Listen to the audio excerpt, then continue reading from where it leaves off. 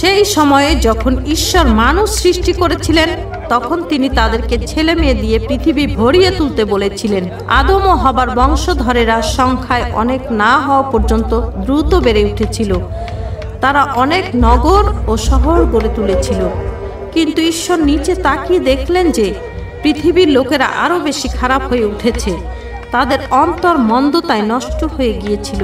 ঈশ্বর মানুষ সৃষ্টি করেছিলেন বলে অন্তরে ব্যথা পেলেন, আর তিনি সিদ্ধান্ত নিলেন এখনই কিছু করতে হবে।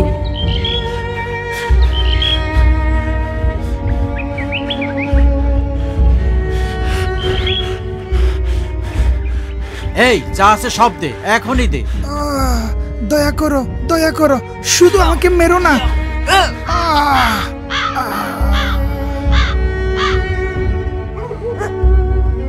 তারপর কি খবর? তুমি কি এবার কোনো টাকা এনেছো? টাকা? তুমি এখন শুধু এটা নিয়ে ভাবো, তাই না? তা যদি হয় তাতে কি? আর টাকা পাওয়ার জন্য তোমাকে কি করতে হয়েছিল সেই গল্প শোনার আমার দরকার নেই। তোমার মুখ বন্ধ করো, আর খাবার জন্য আমার জন্য কিছু নিয়ে আসো। আমি তোমার দাসী নই, নিজের খাবার নিজেই খাও। তুমি আমার সঙ্গে ভাবে কথা বলবে না। দয়া করো, না, মেরো না।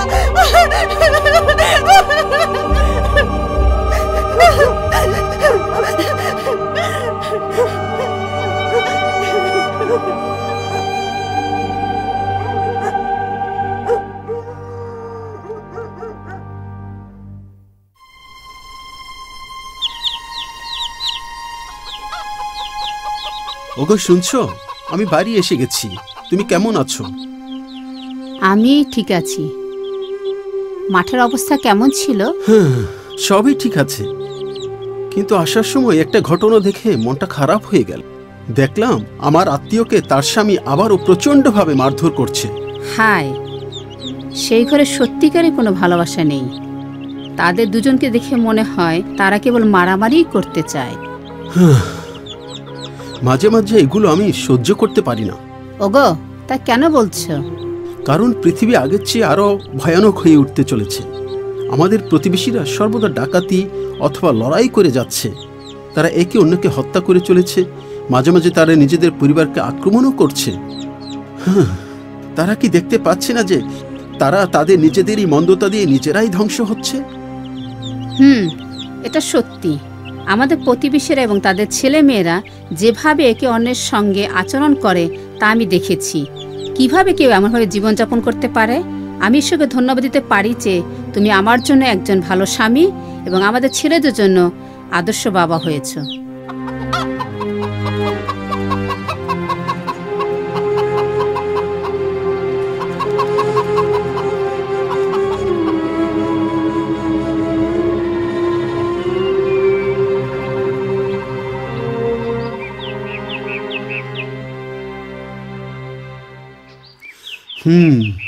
কি সুন্দর প্রজাপতি! ঈশ্বর, কি চমৎকার পৃথিবী তুমি সৃষ্টি করেছ। এটা কিভাবে হতে পারে যে আমার প্রতিবেশীরা তোমাকে স্বীকার করে না? তারা নিজেদের মধ্যে এতটাই ডুবে আছে যে তারা এমনকি তোমাকে ভালোবাসার কথা চিন্তাও করতে পারে না। ও প্রভু, তুমি কখনো চাওনি যে আমরা এভাবে জীবন যাপন করি। নোহ, আমি পৃথিবীর দিকে তাকিয়ে দেখেছি। মানুষের সহিংসতা ও তার দুষ্টতা আমাকে দুঃখ দেয়। আমি এসবের শেষ করতে যাচ্ছি। সেজন্য আমি জগৎ ও এর মধ্যকার জীবন্ত সবকিছু ধ্বংস করবার সিদ্ধান্ত নিয়েছি। কিন্তু আমি তোমাকে ও তোমার পরিবারকে রক্ষা করব। কিন্তু প্রভু, ধ্বংস করবেন পুরো পৃথিবী? হ্যাঁ, আমি পৃথিবীর উপর বন্যা নিয়ে আসব, যাতে সমস্ত জীবন্ত প্রাণী ধ্বংস হয়ে যায়। কিন্তু আমি তোমার সঙ্গে আমার ব্যবস্থা স্থাপন করব। তুমি কাঠ দিয়ে একটি জাহাজ বানাবে, আর বাইরের ও ভিতরের দিকটা আলকাতরা দিয়ে লেপে দেবে, যাতে জল ঢুকতে না পারে। তুমি জাহাজটি বেশ বড় বানাবে, আর এটি 3 তলা হবে, আর এর এক পাশে দরজা থাকবে।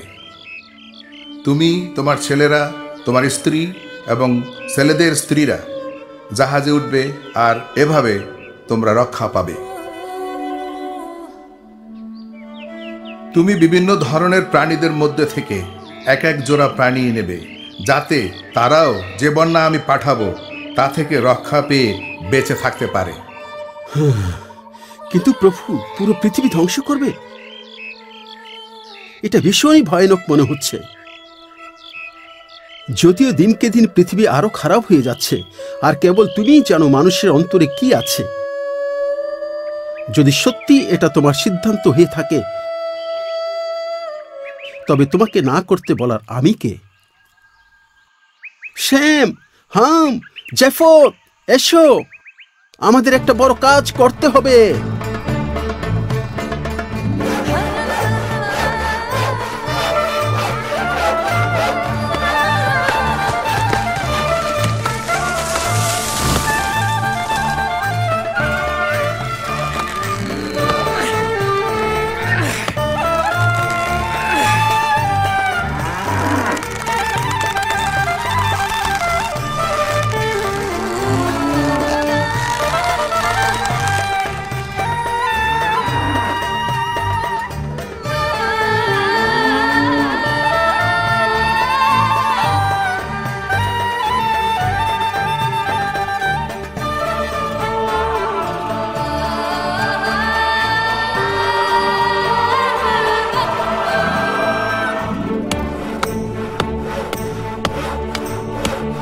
ঈশ্বরের বাক্য এলো এ দিনে, তার আদেশ পালন করিস আনন্দে। তাই চলো ছেলেরা শেষ করি সেই কাজ, মিলে করব কাজ, করব পরিশ্রম। এবার জাহাজ বানাবো বংশ বাঁচাতে, রাখবো বিশ্বাস ঈশ্বরের যে প্রতিজ্ঞা তিনি দিয়েছে।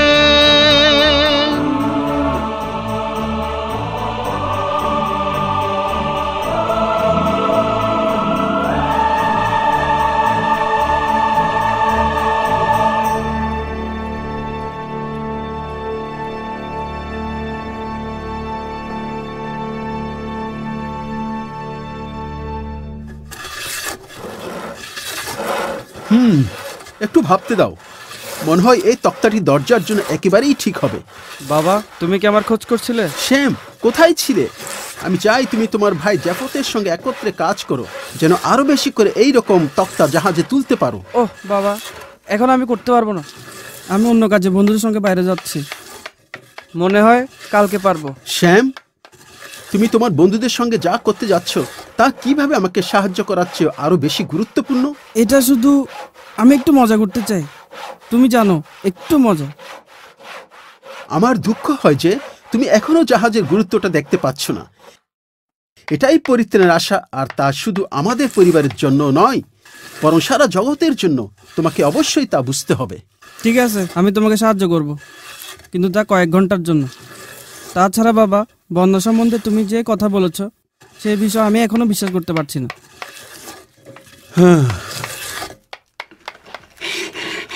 শ্যাম, শ্যাম, আয় না, দেরি করছিস কেন? ওরা তো আমাদের ছাড়াই আনন্দ করছে। ঠিক ঠিক, আমরা এখন খুব খুব মজা করব। এই, তুই অন্য কোনো সময় তোর বাবার পাগলামির কাজে সাহায্য করিস। পাগল নহু তার জাহাজের কাজে সময় নষ্ট করছে,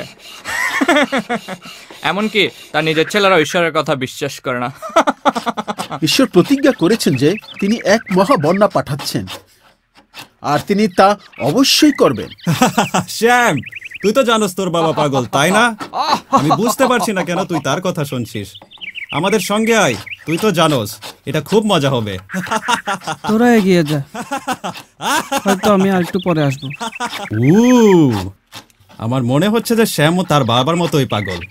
হতে পারে তাদের দুজনের মাথা খারাপ হয়ে গেছে। ওর কথা বাদ দে, আমরা ওকে ছাড়াই মজা করতে পারি। ঠিক আছে, চলো যাই।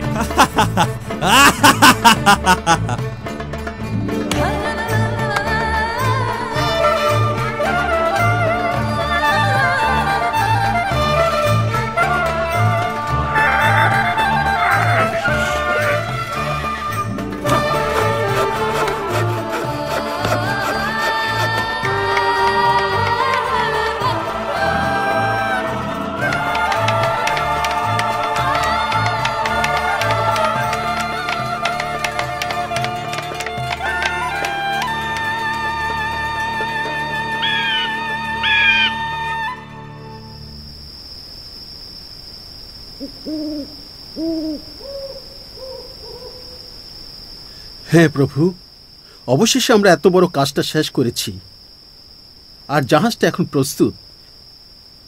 এত বছরের মধ্যে আমার প্রতিবেশীদের একজনও তোমার পথে ফিরে আসেনি। তুমি তাদের মন পরিবর্তন করার সুযোগ দিয়েছ, তবুও তারা মন পরিবর্তন করেনি।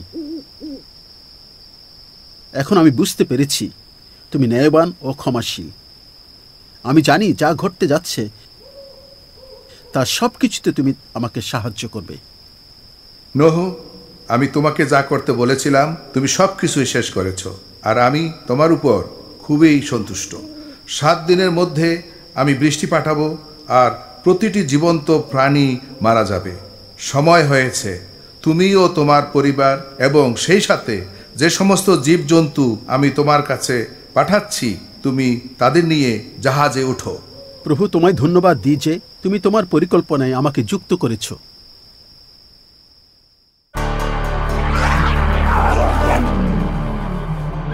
ওগো, তেমনটাই ঘটেছে, যেভাবে ঘটবে বলে ঈশ্বর তোমাকে বলেছিলেন। হ্যাঁ, অবশেষে সেই দিনটা এসেই গেল। ঈশ্বর তার পরিকল্পনা পূর্ণ করেছেন। শ্যাম, হাম, জেফত, এখানে এসো, আর ঈশ্বর যা করবেন বলেছিলেন তা দেখে যাও। ও প্রাণীগুলো দেখো, আমি একসঙ্গে এক জায়গায় এত প্রাণী কখনো দেখিনি। বাবা, আমি কখনোই বিশ্বাস করতে পারিনি এটা সম্ভব,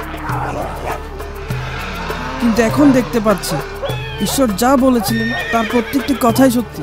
হ্যাঁ, আমি নিশ্চিত ছিলাম না, আমি তা বিশ্বাস করেছি, কিন্তু এটা খুবই অসাধারণ। ঈশ্বর সত্যি এক মহাবন্যা পাঠাতে চলেছেন।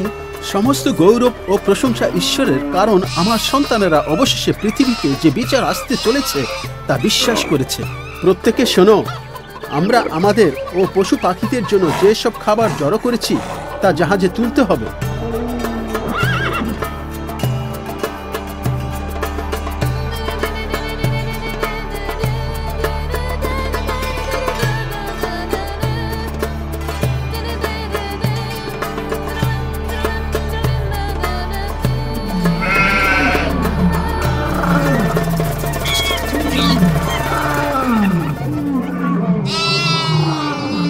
এই শ্যাম, তুই কি সহজে কিছু টাকা কামাতে চাস? আমার কাছে তোর জন্য একটি ছোট্ট কাজ আছে। এই অবস্থায় কিভাবে তুমি এমনটা ভাবতে পারছো? তুমি কি দেখতে পাচ্ছ না ঈশ্বর পুরো জগৎকে ধ্বংস করতে যাচ্ছেন? ও, আমি তো ভুলেই গিয়েছিলাম যে তিনি আকাশ থেকে বৃষ্টি দিতে চলেছেন। এটা তো পাগলামি। এটাই তো তুই সবসময় বলিস, তাই না? আর তেমন কিছু কখনোই ঘটবে না। কখনোই ঘটবে না? তুমি কি আসলে দেখতে পাচ্ছ না সময়টা এসে গেছে? আর অল্প কয়েকদিন তুমি যা যা দেখতে পাচ্ছ সেসবই মহাবন্যার জলে তলিয়ে যাবে। এক মহাবন্যা? মহাবন্যা, এই কথাটা তুই এখন সব সময় বলিস। বাবা, সব কিছু প্রস্তুত, আর আমরা সবাই জাহাজের ভেতরেই আছি। আজকের দিনটাই কি সেই দিন? হ্যাঁ বাবা, আজই সেই দিন যেদিন ঈশ্বর বন্যা পাঠাচ্ছেন, আর তিনি নিজের হাতেই দরজাটি বন্ধ করে দেবেন।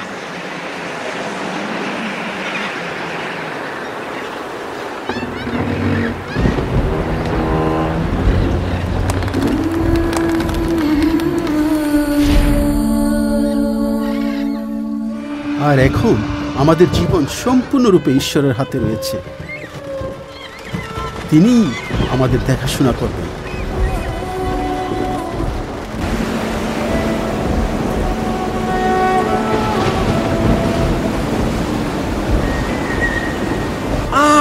কি হচ্ছে? আকাশ থেকে বৃষ্টি পড়ছে। এটা কি সেই ধ্বংসযোগ্য হতে পারে যার বিষয়ে নোহ সবসময় আমাদের কাছে বলতে থাকতো? বাঁচাও! পানি আমার ঘরে ঢুকে পড়েছে, কেউ কি আছো? আমাদের সাহায্য করো। এসবই হচ্ছে নোহর জন্য ও তার ঈশ্বরের জন্য। আমার বাবু ডুবে যাচ্ছে, ও পানিতে ডুবে যাচ্ছে। নোহ, নোহ, তুমি ঠিক কথাই বলেছিলে। দয়া করে আমাদের ভেতরে নাও। শ্যাম,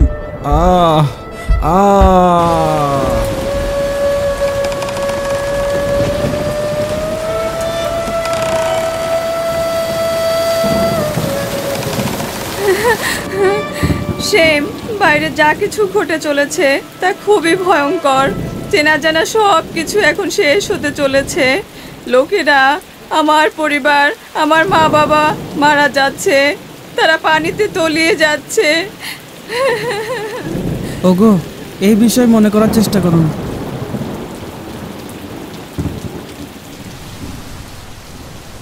টানা 40 দিন পৃথিবীর উপর অঝরে বৃষ্টি পড়তে লাগলো, আর মাটির গভীরের ফোয়ারার জল মাটি ফেটে বের হয়ে আসতে লাগলো।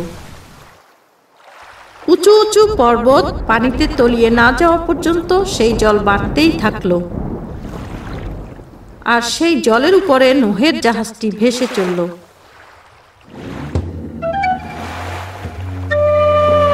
ও ঈশ্বর, দেখো দেখো, আমি তো বিশ্বাসই করতে পারছি না। হ্যাঁ, সব কিছু পানিতে তলিয়ে গেছে। আমরা এখন কি করব? সব কিছুই শেষ, কোনো কিছুই অবশিষ্ট নেই।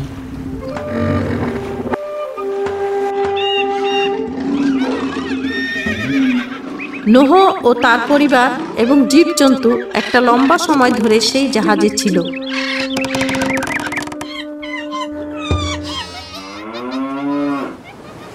কিন্তু ঈশ্বর তাদের কথা স্মরণ করলেন, আর তিনি একটা বাতাস বইয়ে দিলেন যেন পানি নিচে চলে যেতে আরম্ভ করে।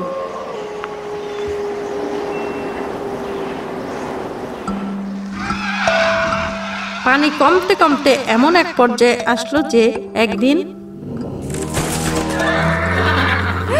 ওটা কি? আমার মনে হয় আমরা মাটি খুঁজে পেয়েছি। বাহ, চমৎকার! নিশ্চয়ই পানি নিচে চলে যাচ্ছে। তা ঠিক, কিন্তু আমার মনে হয় আরো অনেক পানি আছে। কিন্তু আমরা যাতে বাইরে যেতে পারি সেজন্য মাটি শুকাতে আমাদেরকে কতদিন অপেক্ষা করতে হবে? আমি জানি না গো, তবে আশা করি আর বেশি দিন লাগবে না। প্রায় 1 বছর জাহাজে থাকার পর একদিন তারা যেন বাইরে যেতে পারে, সেই জন্য মাটি ভালোভাবে শুকিয়েছে কিনা তা জানতে নোহ একটা ঘুঘু পাঠাবেন বলে ঠিক করলেন। ঘুঘুটা বিশ্রাম নেওয়ার জন্য কোনো স্থান খুঁজে পেল না, তাই সে আবার জাহাজেই ফিরে আসলো।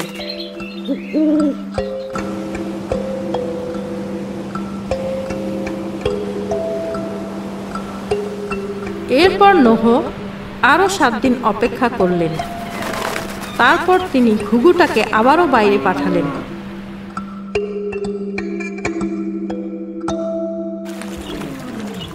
এটি তো জলপাই গাছের ডাল। ঘুঘুটা একটা তাজা জলপাই গাছের ডাল নিয়ে এসেছে। মাটি এখন শুকিয়ে গেছে, কখন আমরা জাহাজ থেকে বের হতে পারবো? মাটি প্রায় শুকিয়ে এসেছে, কিন্তু আমরা নিশ্চিত হওয়ার জন্য আরো অল্প কিছুদিন অপেক্ষা করব। মাটি সম্পূর্ণরূপে শুকিয়ে না যাওয়া পর্যন্ত নোহ তার পরিবারের সঙ্গে অপেক্ষা করলেন। আর তারপর ঈশ্বর নোহকে বললেন, তুমি, তোমার স্ত্রী, তোমার ছেলেরা এবং তাদের স্ত্রীরা জাহাজ থেকে বাইরে বের হয়ে এসো, আর তোমার সঙ্গে নিয়ে আসা সমস্ত জীবজন্তুদের বাইরে বের হতে দাও।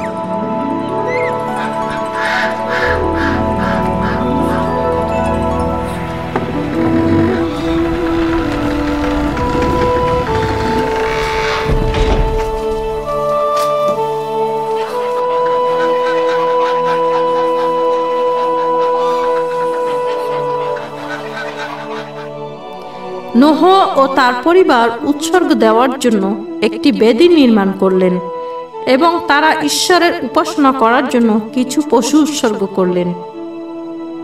সদাপ্রভু ঈশ্বর, আমাদের যত্ন নেওয়ার এবং এই জাহাজের মধ্যে দিয়ে আমাদেরকে রক্ষা করার জন্য আমরা তোমায় ধন্যবাদ দেই। এই নতুন দেশে তুমি আমাদের যে জীবন দিচ্ছ, সেই জীবনের জন্য আমরা এই মুহূর্তে তোমার ধন্যবাদ দিই। ঈশ্বর নোহ ও তার পরিবারকে আশীর্বাদ করলেন, আর তিনি বললেন, বংশ বৃদ্ধি করো, পৃথিবীকে ভরিয়ে তোলো। আমি এখন তোমার ও প্রতিটি জীবন্ত প্রাণীর সঙ্গে বংশের পর বংশ ধরে এই ব্যবস্থা স্থাপন করছি। বন্যার পানি আর কখনো সমস্ত জীবন ধ্বংস করবে না। যখন মেঘের মধ্যে রংধনু উঠবে, তখন তুমি তা দেখে তোমার কাছে করা আমার প্রতিজ্ঞার কথা স্মরণ করবে। আর এভাবে ঈশ্বর সমস্ত জীবন্ত প্রাণীদের আশীর্বাদ করলেন। আর ঠিক যেভাবে তিনি প্রতিজ্ঞা করেছিলেন যে তিনি আর কখনো বন্যা দিয়ে পৃথিবী ধ্বংস করবেন না, সেভাবে তিনি কখনো তা করেননি, এমনকি আজকের দিনেও নয়।